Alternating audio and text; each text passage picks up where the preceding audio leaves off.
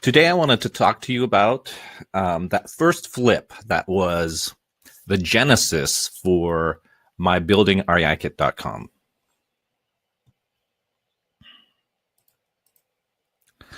So, who am I? I'm the founder and CEO of REIKit.com. If you don't know what REIKit is, it is online software that helps you perform extremely thorough due diligence on your deals and market those deals to other investors or your lenders.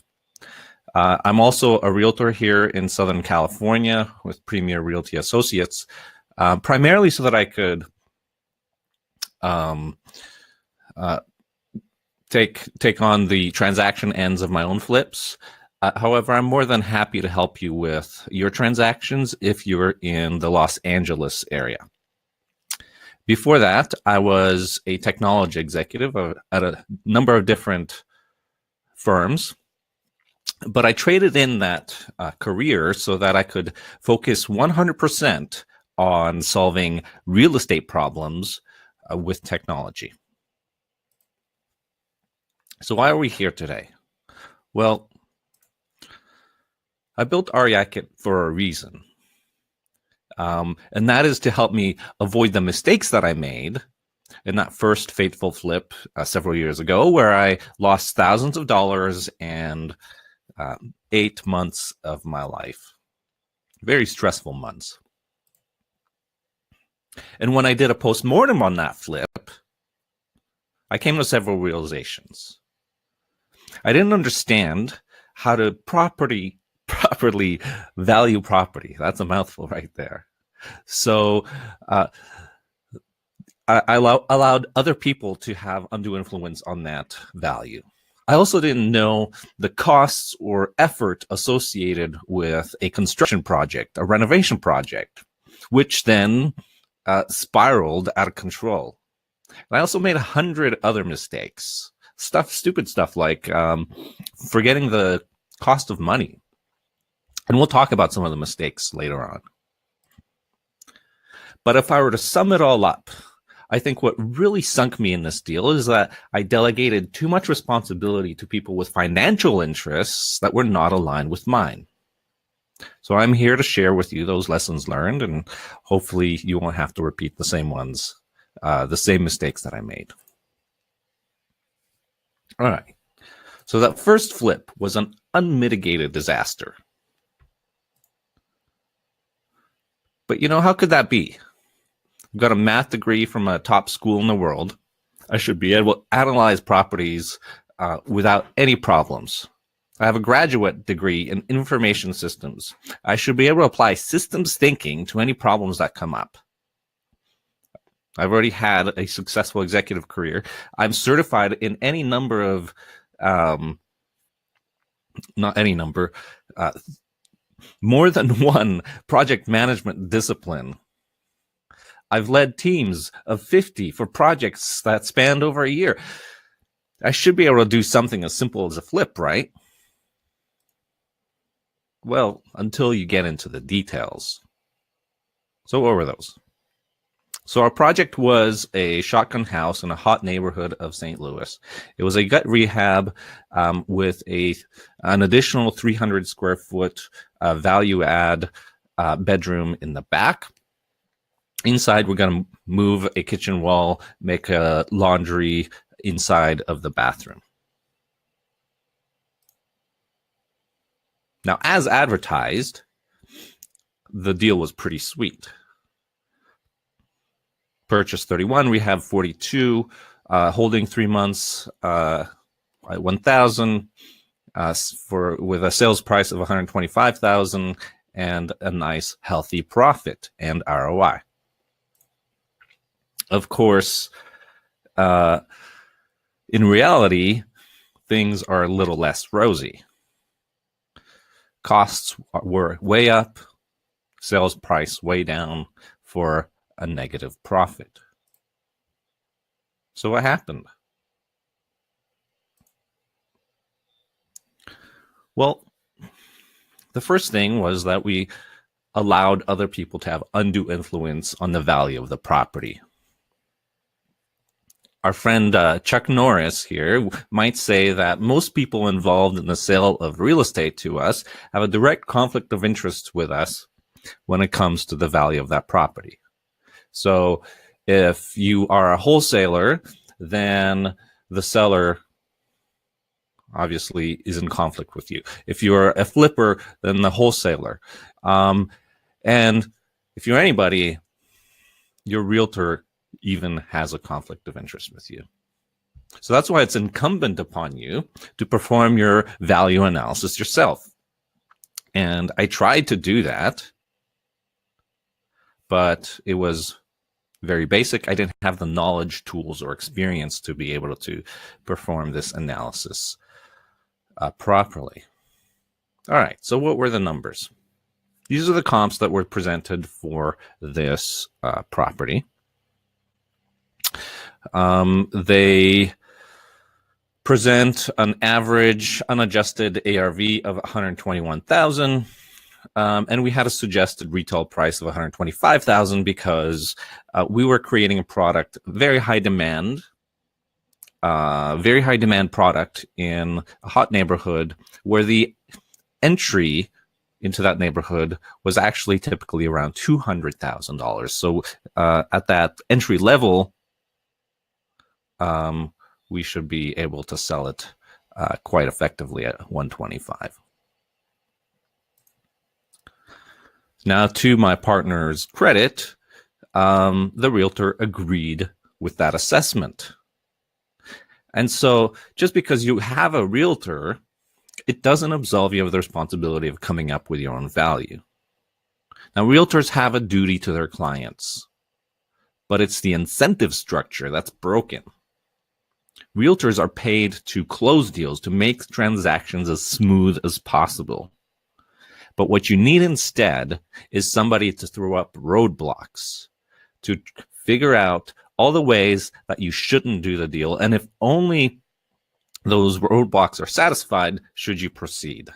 So that's why having a realtor with a long-term view of your relationship is actually really important in this business.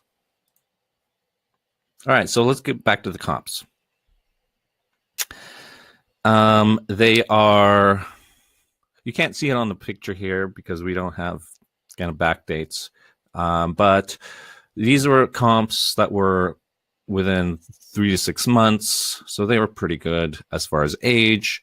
They all appear to be in the same area, and there's quite a few of them. So we're solid, right? Well, until you dig a little bit deeper. So let's do that. All right, in order to do that, we have to kind of go back to the basics and figure out what makes a good comp. So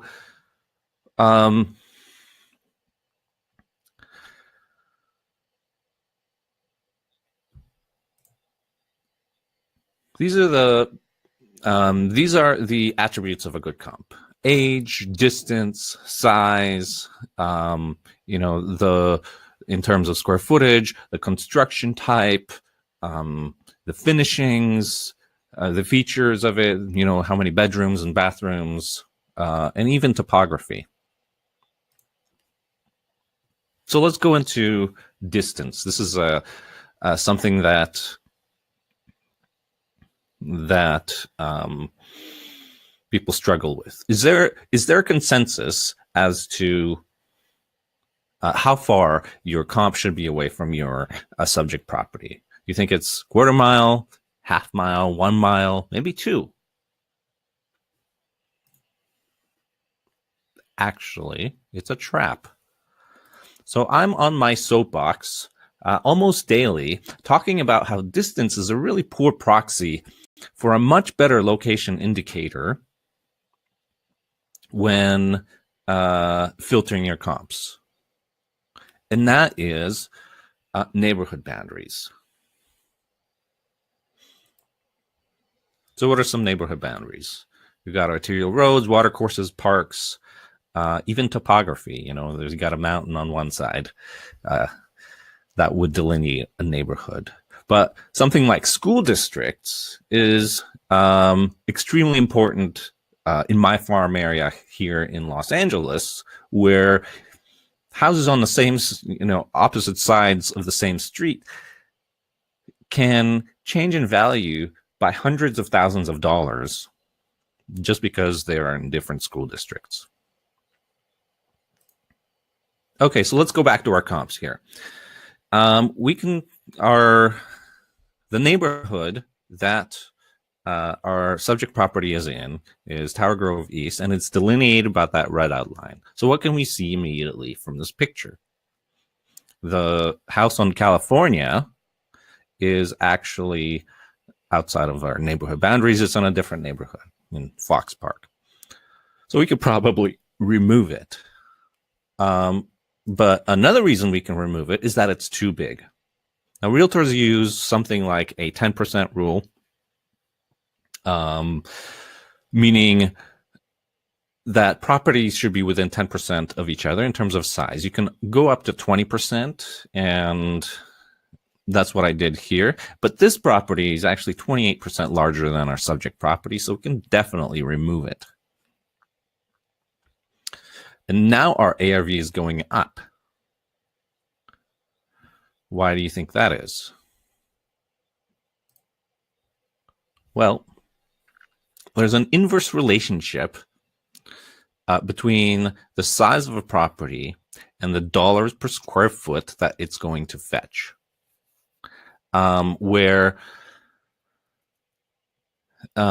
If you look at this graph and you imagine to the right of the graph, far enough to the right of the graph, you could say that any additional square footage might actually not add any additional value to a property.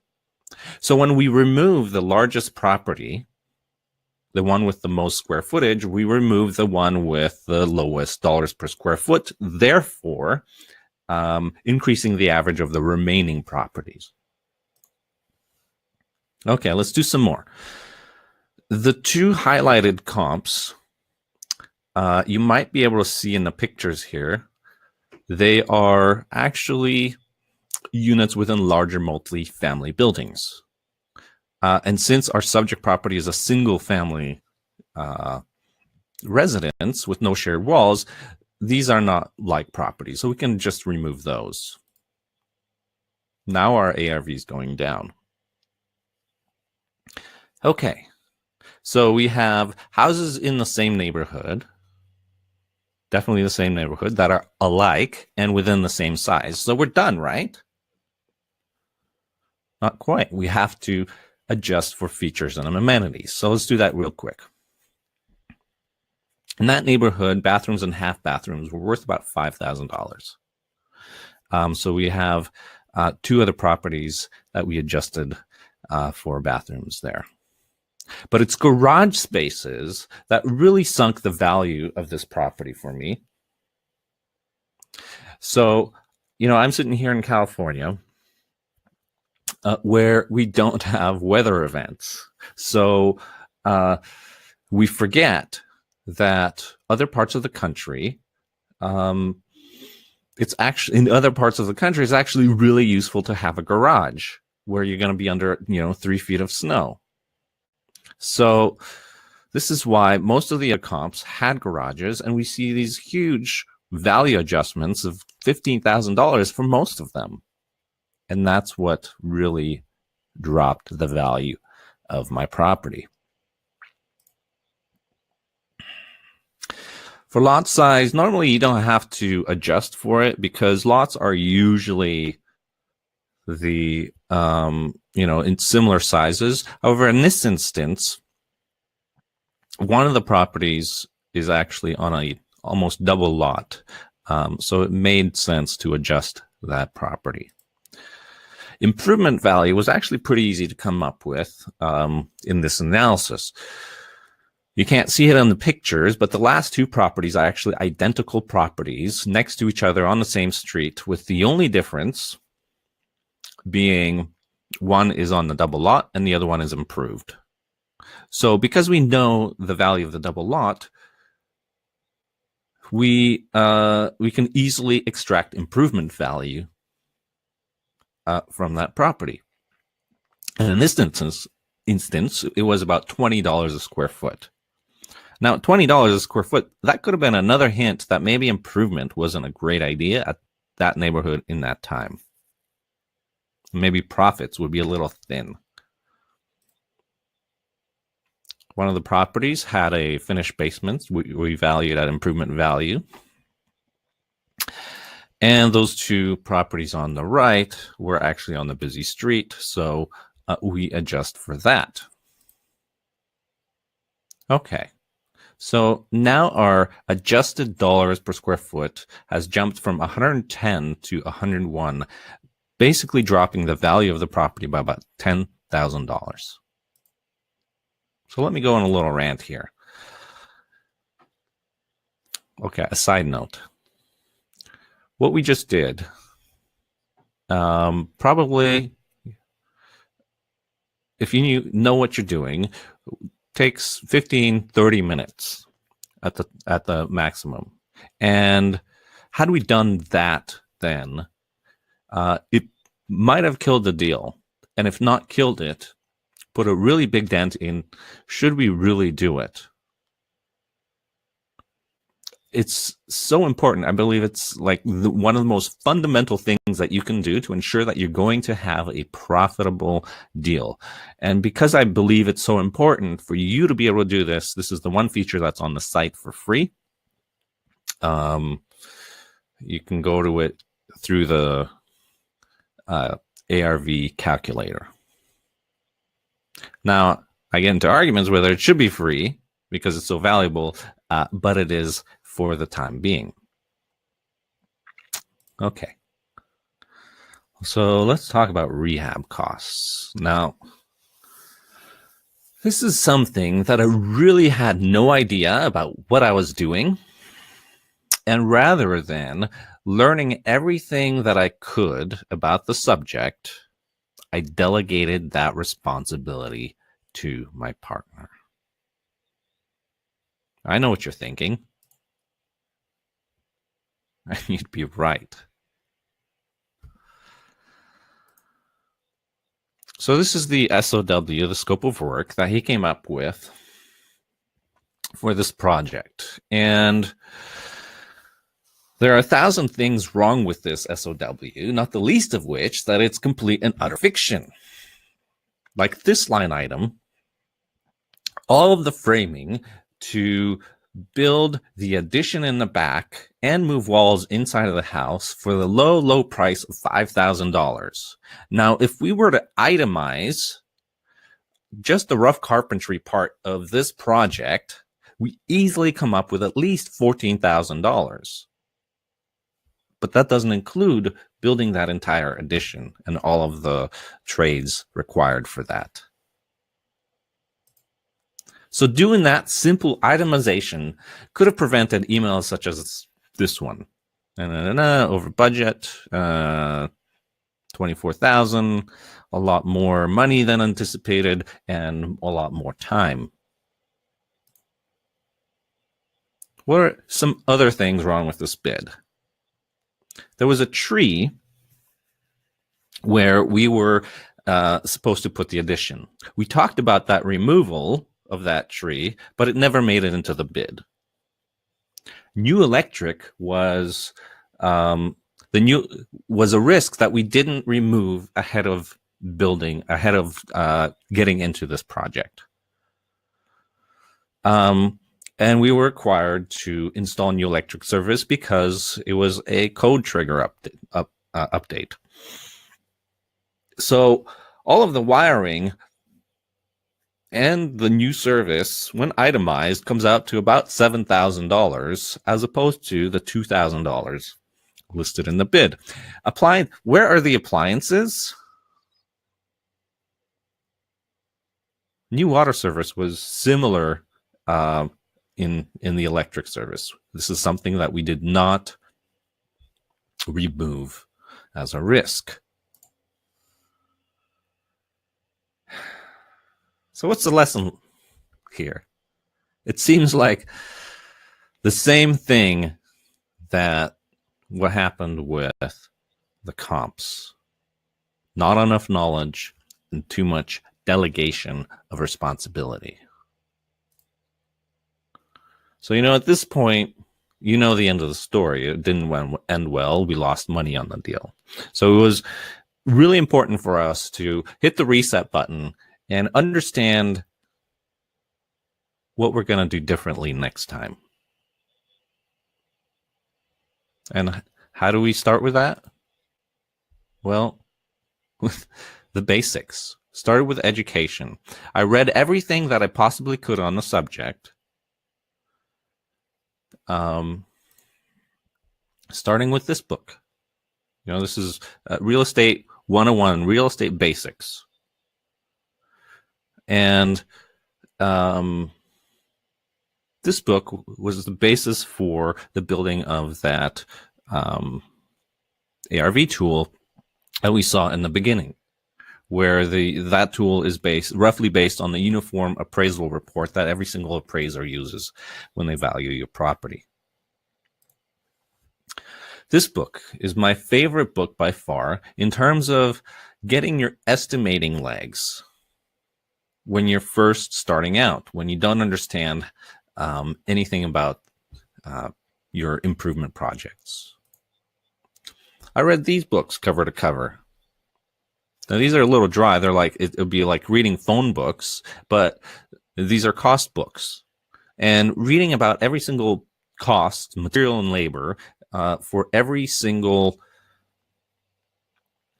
imaginable improvement project really demystifies the entire process. Oh yeah, and these books are what are the costs. These books are the basis for the costs in the estimation tool that we built inside of REIKit. Okay, and then we improved the process. So how did we do that? What were our lessons learned? Well, we started with doing our own analysis of comps that was based on appraisal practices, right? So we built the tools so that we can more easily do that. One of our biggest problems was our middleman.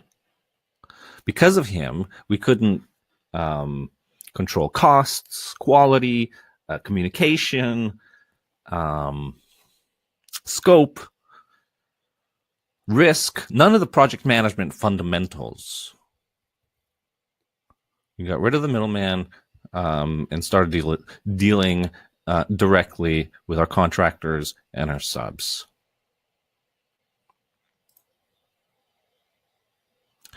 With that, we became responsible for our own statement of work.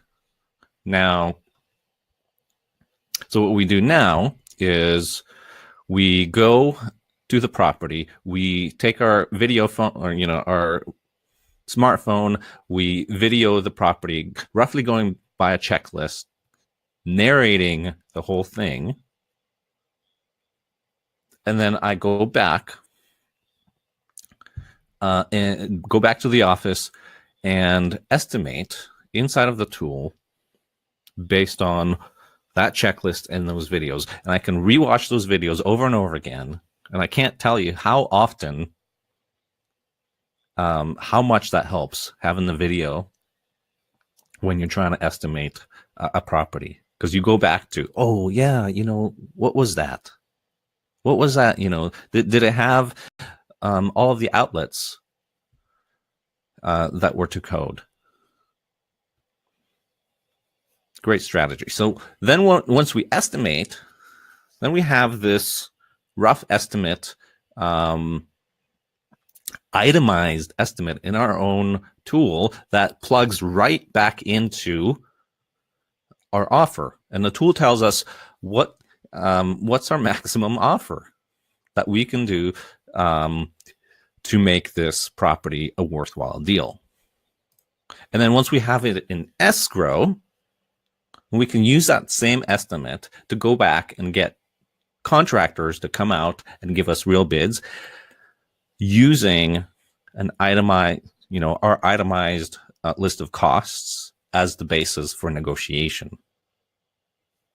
Yes, it's always going to be a little bit different, but it's amazing how quickly it sets the expectation with that contractor that you know what you're doing, and that you have a certain expectation of pricing.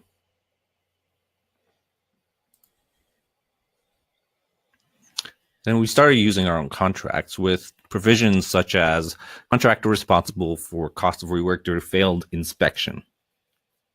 That happened. They built the foundation pilings not to code, and we had to redo it. Perhaps if we had a reduction in payment for delays clause, maybe it wouldn't have taken 8 months.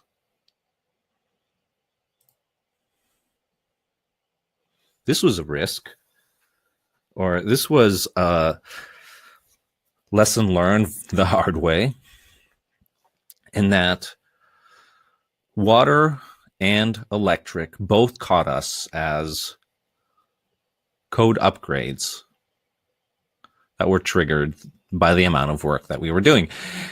A simple phone call to the city would have easily prevented this, would have given us enough information to say, well, we're going to experience these costs and budget for those, and maybe kill the deal because of that.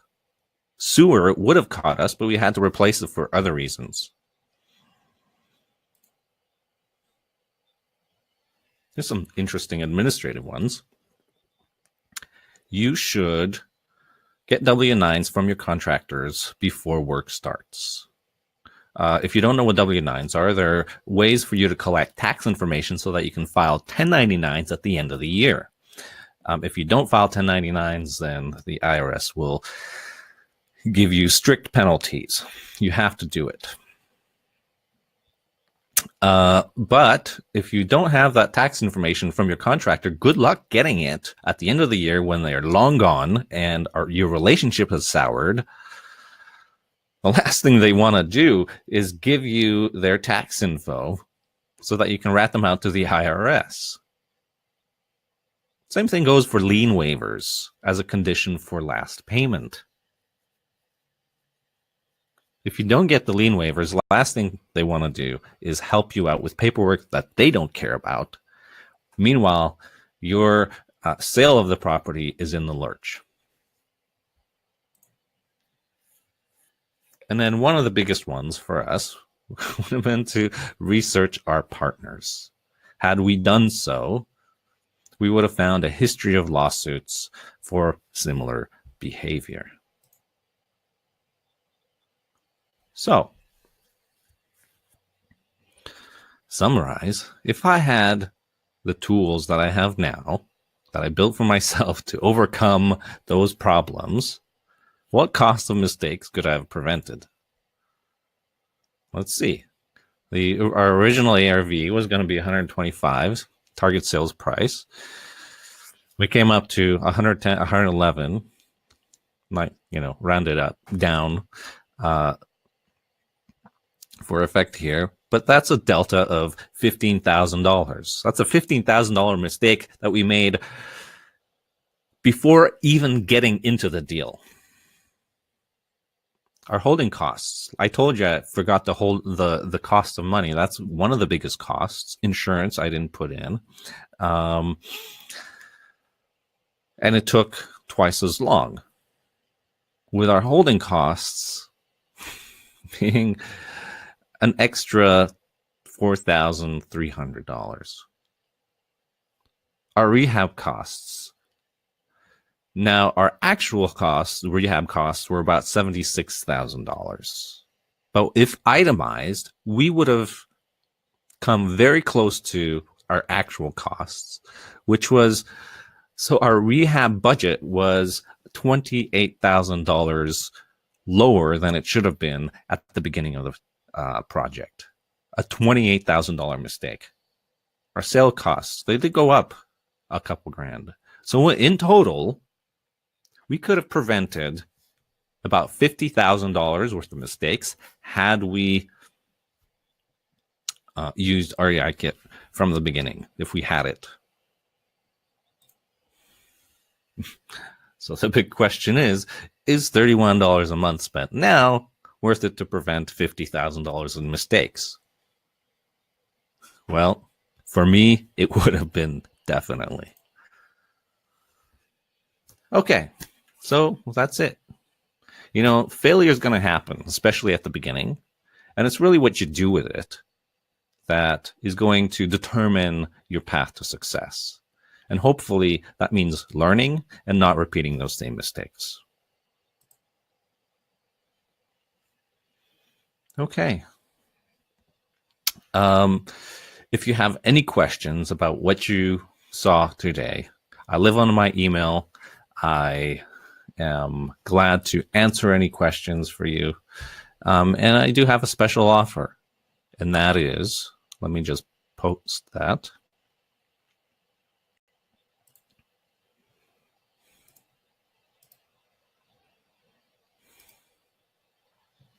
Okay. So the offer has gone up on the side of the screen, which is by Friday. It expires on Friday at midnight. You get 10% off our already pretty low prices, which gets the monthly price to about $31 a month. And you get an additional 7 days in the trial. So if you select the monthly plan, you get 14 days instead of the current 7-day trial. And if you select the annual plan, then you get an extended 21-day trial as opposed to a 7-day trial. So please, take advantage of it. It's completely risk-free. The trials, if you cancel within the trial period, you do not get charged at all. But going back to my question, is $31 a month worth it to save $50,000 in mistakes? Okay, thank you very much. I appreciate all of you. Please send me your questions and have a wonderful rest of your day.